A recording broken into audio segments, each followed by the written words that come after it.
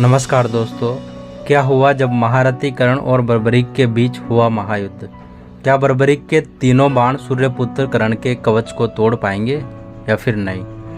दोस्तों, वीडियो को शुरू करने से पहले यदि आप लोग भी भगवान श्री कृष्ण को सच्चे दिल से मानते हैं तो इस वीडियो को लाइक और हमारे चैनल को सब्सक्राइब जरूर करें और साथ ही कमेंट बॉक्स में जय श्री कृष्णा लिखना ना भूलें।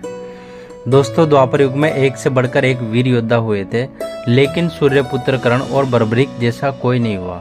और महाभारत काल में कहीं युद्ध हुए, लेकिन एक ऐसा युद्ध भी हुआ था जिन्हें बहुत कम ही लोग जानते हैं। एक ऐसा ही भयंकर युद्ध सूर्यपुत्र कर्ण और बर्बरीक के बीच हुआ था, जिसके बारे में शायद ही कोई जानता होगा।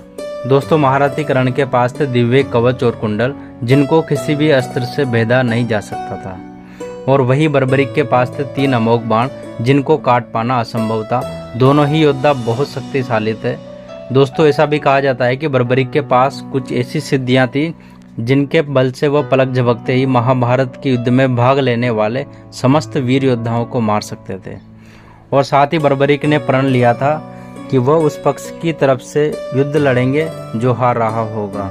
बर्बरीक की इस घोषणा से भगवान श्री कृष्ण जी बहुत चिंतित हो गए, और जब बर्बरीक युद्ध में सहायता देने आए तब उनकी शक्ति का परिचय प्राप्त कर श्री कृष्ण ने उनसे शीश का दान मांग लिया था।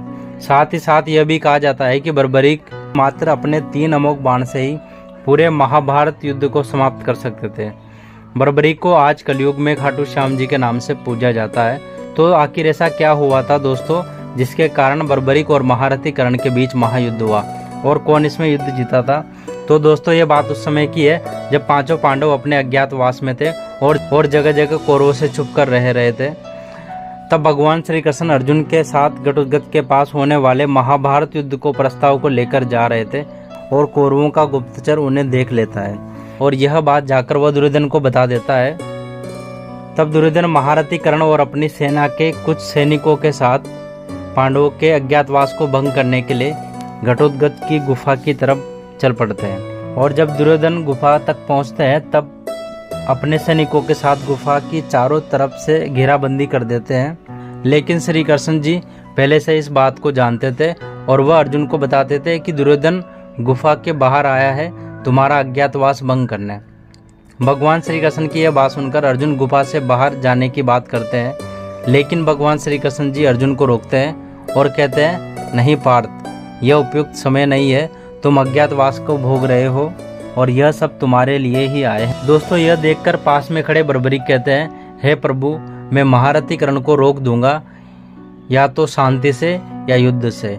इस पर श्री कृष्ण जी कहते हैं कि आपको पता है महारथी कर्ण कितने शक्तिशाली है और उन्हें रोकना इतना भी आसान नहीं है। इस पर बर्बरीक कहते हैं, हे गोविंद, आपको शायद मेरी शक्तियों का अंदाजा नहीं है। दोस्तों, इतना कहकर बर्बरीक गुफा के बाहर जाते हैं। फिर बर्बरीक दुर्योधन और कर्ण को प्रणाम करके बोलते हैं, बताइए कैसे आना हुआ। तब बर्बरीक की बात सुनकर दुर्योधन कहते हैं, हे बालक, हमें तुम्हारी गुफा के अंदर जाना है। इस पर बर्बरीक कहते हैं, मुझे क्षमा कीजिए, किंतु इस समय आप भीतर नहीं जा सकते। तभी दुर्योधन कहते हैं, बालक, तुम शायद हमारी शक्तियों से परिचित नहीं हो, इसलिए तुम हमें रोक रहे हो। फिर बर्बरीक मुस्कुराते हुए बोलते हैं, आप दोनों महाशक्तिशाली योद्धा हो, आप प्रयास करके देख सकते हो। इतने में दुर्योधन सूर्यपुत्र कर्ण से कहते हैं कि यह साधारण बालक नहीं है, इसे तुम्हारे जैसा वीर योद्धा ही हरा सकता है। तब कर्ण बर्बरीक से बोलते हैं, बालक, हमारे मार्ग से हट जाओ, अन्यथा तुम्हें हमारा सामना करना ही होगा। तभी कर्ण बर्बरीक की ओर धनुष की प्रतिज्ञा को खींचते और छोड़ देते हैं। तो दोस्तों, आखिर इसके बाद क्या हुआ। बर्बरीक और कर्ण के बीच में जो युद्ध हुआ, बर्बरीक और कर्ण के युद्ध में कौन जीता, जानेंगे बहुत ही जल्दी अगले पार्ट में।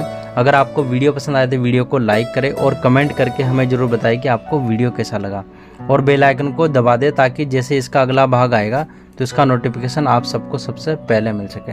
Thank you so much.